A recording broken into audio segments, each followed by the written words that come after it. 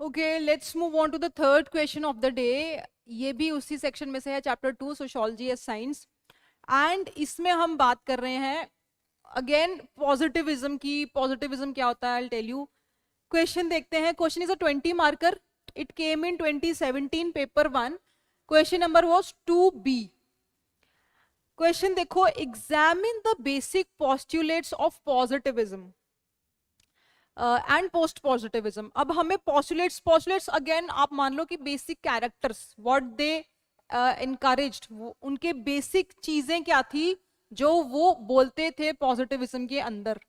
ठीक है, अब पॉजिटिविज्म क्या होता है पहले तो मैं आपको ये बताती हूँ। पॉजिटिविज्म वन लाइन डेफिनेशन है। पॉजिटिविज्म जस्ट मीन्स कि हम we are using scientific method, scientific analysis in sociology. Early sociologist, again early sociologist जो थे, to establish sociology as a discipline, they wanted to use scientific methods in sociological research, ताकि हमें भी उतनी validity, उतनी credibility मिल जाए।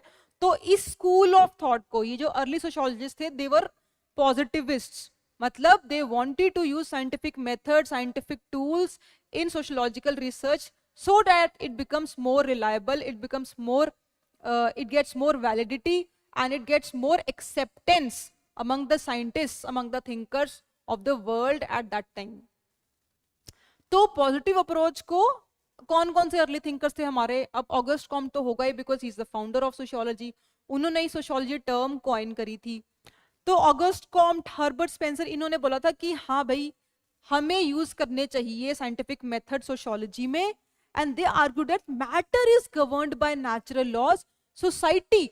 Again August Comte ने क्या बोला था कि जैसे एक ऑर्गेनिज्म की एवोल्यूशन होता है, चार्ल्स डार्विन की थ्योरी थी, एवोल्यूशन होता है एक इंसान का। हम एप्स थे, एप से हम इंसान बने, होमो इरेक्टिस। पहले हम 4 पैरों पे चलते थे, फिर हम 2 पे चले, हमारी रीढ़ की हड्डी सीधी हुई। ठीक है, तो उसने बोला कि भाई society is also like an organism, and जैसे ऑर्गेनिज्म बिहेव करता है वैसे ही सोसाइटी भी बिहेव करती है। तो जैसे if we are implementing natural laws on matter, तो सोसाइटी भी एक मैटर की तरह ही है, एटम्स हैं, और उस पर एक्सटर्नल फोर्स जब लगती है, जैसे पैंडेमिक या फाइनेंशियल क्राइसिस या किसी भी तरह का कोई फोर्स लगती है सोसाइटी पे एज अ होल, तो it also behaves like matter behaves in nature. ये वो बोलना चाह रहे थे। अब उसको बाद में क्या होगा, जो बाद के थिंकर्स होंगे वो क्रिटिसाइज करेंगे। अपने पिछले क्वेश्चन में भी देखा है कि दे विल क्रिटिसाइज कि नहीं, मैटर की तरह हम नहीं है, individuals have their own brain, their own consciousness, and we do not, we can not be equated to atoms in the matter. तो यहाँ पे देखो, पॉजिटिविस्ट जो होता है, उन्होंने क्या बोला कि अर्ली सोशियोलॉजिस्ट ने कि भाई पॉजिटिविस्ट को ये चीजें इंक्लूड करनी चाहिए अपनी साइंटिफिक रिसर्च में। क्वेश्चन देखो क्या है, examine the basic postulates of positivism. तो पॉजिटिविज्म के बेसिक पोस्टुलेट्स ये हैं कि क्या क्या कैरेक्टरिस्टिक्स, क्या क्या होना चाहिए जब हम एक पॉजिटिविस्ट अप्रोच से एक रिसर्च कर रहे हैं, एक सोशल थ्योरी बनाना चाह रहे हैं। तो उन्होंने बोला एम्पिरिसिज्म एंड डायरेक्ट ऑब्जर्वेशन। पहले तो हमें डायरेक्ट दिखे, एक सोशियोलॉजिस्ट जब रिसर्च करने जा रहे हैं तो डायरेक्ट ऑब्जर्वेशन जो दिख रही है वही सच होगा। एम्पिरिसिज्म मतलब कि आप ज्यादा से ज्यादा डेटा कलेक्ट करो, आप डायरेक्ट ऑब्जर्वेशन पे फोकस कर रहे हो, डेटा कलेक्शन। एम्पिरिसिज्म का मतलब है एक्सपेरिमेंट्स करो, डेटा कलेक्ट करो, सामने जाके देखो। तो these were actually the basic postulates of scientific research. यही तो चीज थी जब डायरेक्ट, अगर मेरे को नहीं दिख रहा है, if my 5 senses can not see an object, ठीक है, can not observe an object, ना मैं उसको देख पा रही हूँ, ना सुन पा रही हूँ, ना महसूस कर पा रही हूँ, तो दैट डज नॉट एग्जिस्ट। तो that was the basic rationality of using scientific method. Second, उन्होंने बोला कि एक्सपेरिमेंट करो, थ्योरी बिल्ड करो, जैसे जैसे साइंस में होता है, लैब एक्सपेरिमेंट्स करो, उसके बेसिस पे थ्योरी। फिर उन्होंने बोला कि हाँ, कॉज होगा, कॉज का एक इफेक्ट होगा, तो cause effect, logical reasoning, causality establish करो, रीजंस क्या है, कोई चीज हो रही है, उस रीजन को ढूंढोगे, फिर उसका इम्पैक्ट क्या है, ये सब चीजें जो नॉर्मल साइंटिफिक मेथड में यूज होता है। ग्रेविटी के बारे में अगर मैं बात करूं फिर से न्यूटन के, कि भाई why are two objects, why are two bodies of a certain mass, why are they attracting each other? तो उसने बोला अगर वो अट्रैक्ट हो रही हैं तो इसका मतलब ये है, इसका कॉज ये है, तो there is an force between them. फिर वो फोर्स है, तो भाई वो जो फोर्स है वो कितनी है, क्या मेजर है उसका, कैसे निकालें, एक्सपेरिमेंट्स करोगे तुम, तब जाके फॉर्मूला निकला। पहले देखा कि the force is directly proportional to mass of one body, it is again directly proportional to the mass of the second body also, तो दोनों बॉडीज का मास आया फॉर्मूले में। तो ये कॉज एंड इफेक्ट, एक्सपेरिमेंट्स किए, कॉजेस निकाले, फॉर्मूला निकाला, ये भी हम सोशियोलॉजिकल रिसर्च में फॉलो करेंगे। डिडक्टिव अप्रोच, डिडक्टिव बेसिकली मतलब होता है जनरलाइज टू पर्टिकुलर, ठीक है, कि मैंने इतना सर्वे किया तो इसका मतलब every individual behaves like that. But socio में आप देखोगे हम we do not follow deductive, we follow inductive approach. We study a sample of 100 households मान लो, ठीक है, या 100 विलेजर्स, और उसके बेसिस पे हम we try to generalise it in the entire society, तो ये आगे वायलेट होगी। नेक्स्ट है फॉर्मुलेशन ऑफ यूनिवर्सल लॉ। अब ये बहुत ज्यादा जिद थी अर्ली सोशियोलॉजिकल थिंकर्स की कि भाई हम ना ग्रैंड लॉज बना देंगे, जैसे ग्रेविटी है कि पूरे यूनिवर्स में कोई भी दो बॉडीज हैं, अर्थ और सन में भी ग्रेविटेशनल फोर्स है, ठीक है, सन और किसी और स्टार में जो मिलियंस ऑफ लाइट ईयर्स दूर है उसमें भी देयर इज एन अट्रैक्शन, उसमें भी वो सेम फॉर्मूला लग रहा है। तो the early thinkers August Comte ये बोलते थे कि भाई हम ना ऐसे लॉस निकालेंगे कि पूरे वर्ल्ड में वो लॉ लग रहा होगा, ठीक है, कि भाई ऐसा law which will stand the test of time and space. दुनिया में कहीं भी वो जो लॉ होगा, सोशल लॉ हम निकालेंगे, हम रिसर्च ये सब करेंगे, ऐसे सोशल लॉस निकल के आएंगे कि वो दुनिया में हर इंसान पे वैलिड होगा, एंड वो टाइम के साथ भी वैलिड होगा, कि आने वाले फ्यूचर 100-200 साल में भी वो वैलिड होगा, मतलब टाइम इमेमोरियल, आने वाले टाइम तक, ठीक है, जब तक कि वो फॉल्सिफाई नहीं होता, जब तक कि उसको गलत नहीं ठहरा सकते। साइंस में भी ऐसा ही है कि फॉर्मूला न्यूटन ने जो बनाया वो तब तक ट्रू है जब तक कोई नया साइंटिस्ट आके उसको गलत ना बोल दे, और उसको गलत बोलने के लिए उसको दिखाना पड़ेगा, उसको ऑब्जर्वेशन दिखानी पड़ेगी, उसको एक्सपेरिमेंट करके प्रूव करना पड़ेगा, तभी जाके वो फॉल्सिफाई होगा, तभी जाके वो कैंसिल होगा। तो यही चाह रहे थे कि हम भी ऐसे बड़े बड़े ग्रैंड लॉस बना देंगे, society behaves like that, society में ऐसा बिहेवियर होता है, individuals in society on a collective basis वो ऐसा बिहेव करते हैं, and we will be able to predict that their behaviour, कि भाई सोसाइटी ऐसी है तो कल को अगर कोई और एक्सटर्नल फोर्स हमारे ऊपर लगेगी तो सोसाइटी कैसे बिहेव करेगी, ऐसे बिहेव करेगी या वैसे बिहेव करेगी, ये सब हम लॉस बना देंगे, फॉर्मूले बना देंगे, और हम बता देंगे कि ऐसा हो रहा है, ठीक है। तो शुरू के अर्ली थिंकर्स ना वो चाहते थे कि हम साइंस घुसा दें, बस सोशियोलॉजी में साइंटिफिक मेथड्स घुसा दें।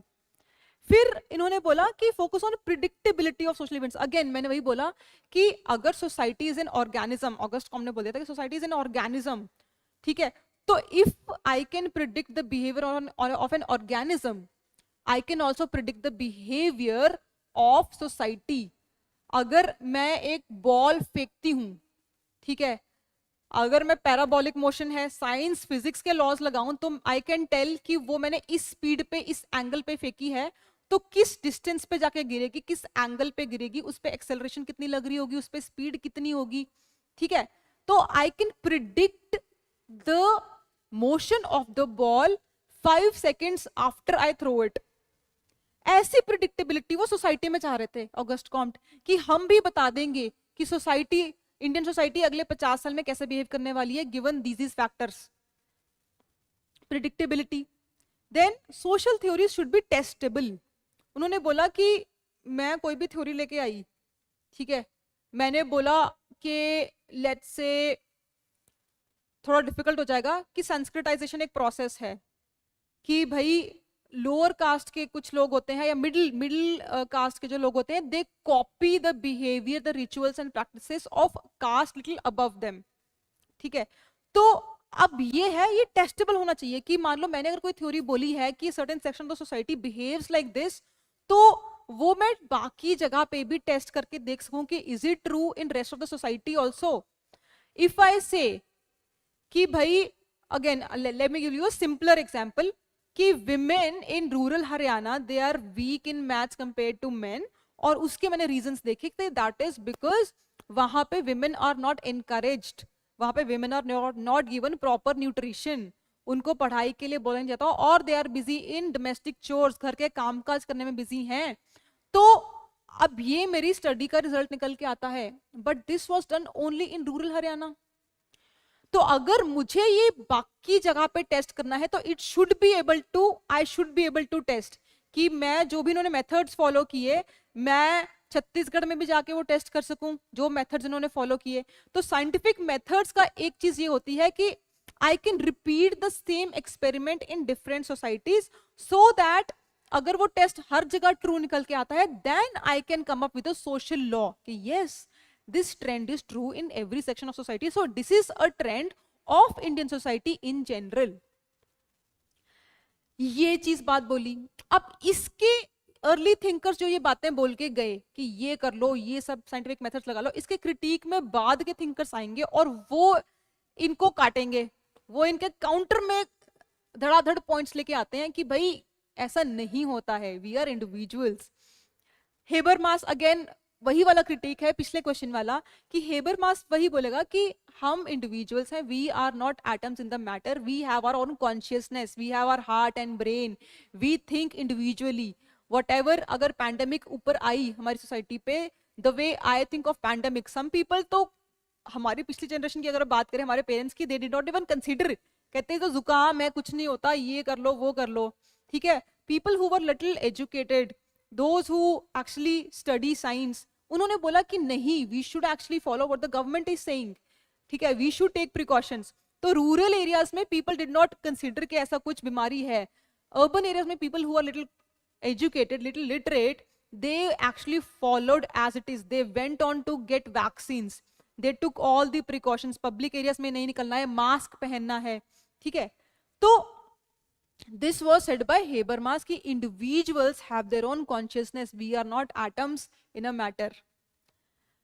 पीटर बर्जर बोलते हैं कि देखो कि जो हम फैक्ट्स बोलते हैं ये आसमान से तो उतरे नहीं है, सोशल साइंस में भी जो हमारे फैक्ट निकल के आते हैं ये भी एक इंसान ने जाके एक्सपेरिमेंट ही किए थे। तो ये बोलता है कि facts don't fall from the sky but are developed in a particular context, कि अगर न्यूटन ने थ्योरी दी ग्रेविटी की तो वो एक फैक्ट के लिए उसने भी एक रिसर्च करी, एक पर्टिकुलर जगह जाके एक पर्टिकुलर लैब में एक्सपेरिमेंट किया, ठीक है।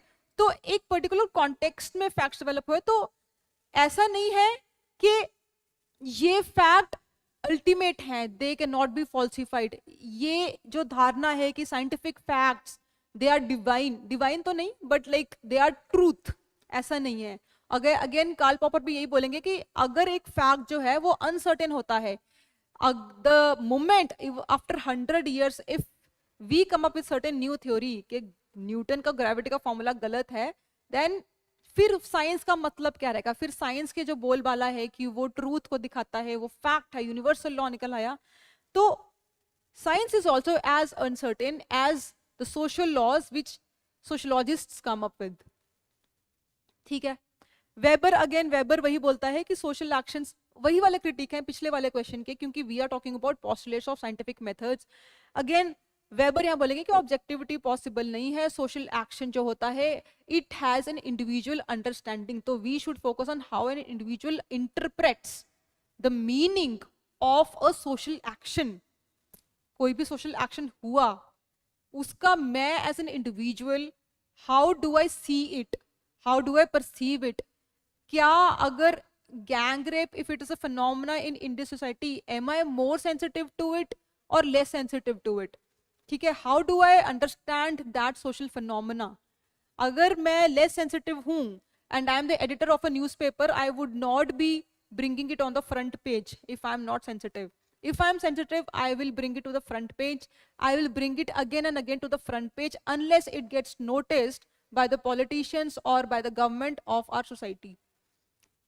ठीक है।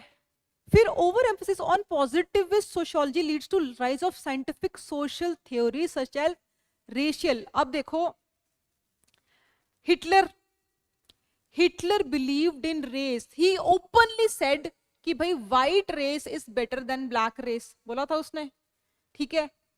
अब उसको उसने साइंटिफिकली प्रूव करवाया था। उस टाइम के जो साइंटिस्ट थे उन्होंने एक्चुअली हिटलर को ये प्रूव करके दिया था कि yes, white race is actually superior than all the other races in the world. तो अगर हम ज्यादा, यहाँ पे पॉइंट ये है कि over emphasis on rationality, over emphasis on scientific methods, that was the reason कि हम एक ऐसी थ्योरी ले आए थे, रेशियल सुपीरियोरिटी की हम ऐसी थ्योरी ले आए थे which was very dangerous to our society. ठीक है, जब हम एज इंडिविजुअल्स, जब हम दूसरी चीजें इग्नोर करके सिर्फ साइंटिफिक मेथड्स के पीछे लग के एक थ्योरी ले आए, हमने बाकी चीजें इग्नोर कर दी, that may lead to dangerous conclusions also, something as dangerous as racial superiority। and आपको पता होगा उस टाइम पे जो ओलंपिक्स हुए थे, Hitler went on to see that Olympics and he declared कि देखो हम ओलंपिक्स में भी देखेंगे कि white race people would be winning the races. उसके सामने ही प्रूव हुआ था when an African person, when a black person actually won the race. ठीक है, तो उसके सामने ही उसकी थ्योरी को फॉल्सिफाई किया था एक ब्लैक एथलीट ने कि no, we are equally good या we are not worse than white race. ठीक है, तो these are the things. Alvin Gouldner ने उस वही बात बोलनी है उसने भी कि भाई वैल्यूज तो इंपॉर्टेंट हैं, अगर आप एंड पर्पस, अगर आप एंड रिजल्ट को इंटरप्रेट कर रहे हो तो वैल्यूज तो चाहिए ही चाहिए।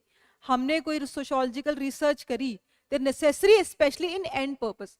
वही एग्जांपल वही है कि अगर आपने देखा कि ब्यूरोक्रेसी में Brahmins are over represented in upper echelons of power, joint secretary से above, and Dalits are over represented in the lower power, peon की नौकरी पे, तो उसको आप इंटरप्रेट कैसे करते हो? उसको आप इंटरप्रेट वैसे करोगे कि भाई caste discrimination is going on, और ये इंटरप्रिटेशन कहां से आएगी? आपकी पर्सनल वैल्यूज से आएंगी।